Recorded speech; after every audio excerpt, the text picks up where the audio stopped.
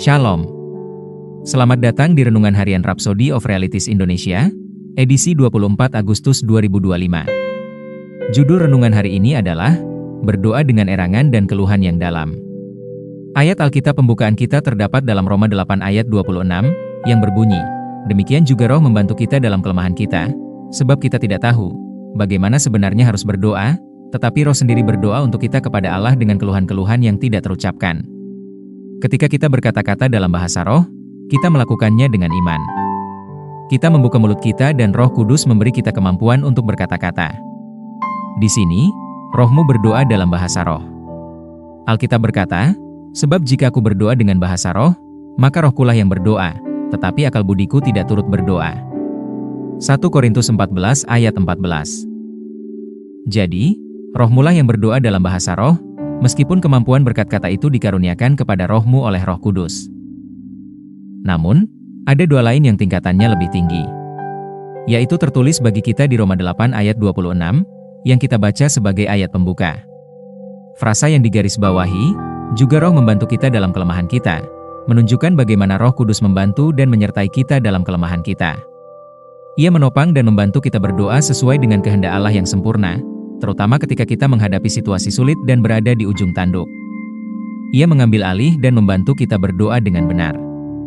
Alkitab versi AMPC menyatakannya dengan indah. Dikatakan, "Demikian pula Roh Kudus datang menolong kita dan menopang kita dalam kelemahan kita, sebab kita tidak tahu doa apa yang harus kita panjatkan atau bagaimana cara memanjatkannya dengan layak sebagaimana mestinya.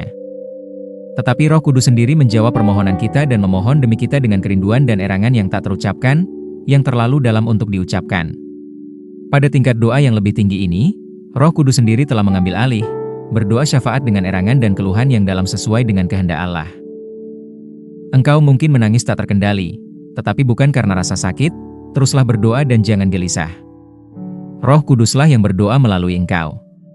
Ini adalah jenis doa yang paling efektif, dan Roh Kudus bersukacita untuk mewujudkannya bagimu. Jadi, setiap kali engkau berdoa, serahkan dirimu kepada Roh Kudus untuk berdoa melalui engkau, dan engkau akan takjub akan dampak dan hasil yang luar biasa dalam hidup dan keadaanmu. Haleluya! Mari kita bersama-sama berdoa. Bapa terkasih, terima kasih atas pelayanan Roh Kudus yang menolongku dalam doa.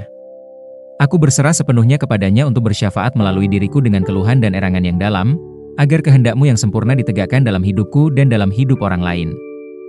Aku berjalan dalam terang firman-Mu, senantiasa dituntun oleh Roh Kudus, dalam nama Yesus. Amin. Untuk lebih mendalami dan mengerti renungan kita pada hari ini, baca juga ayat-ayat berikut ini. 1 Korintus 14 ayat 14, Yudas 1 ayat 20, Yohanes 14 ayat 16-17. Jika kamu diberkati dengan renungan ini, silahkan berlangganan pada semua akun media sosial kami seperti YouTube, Facebook, dan Instagram.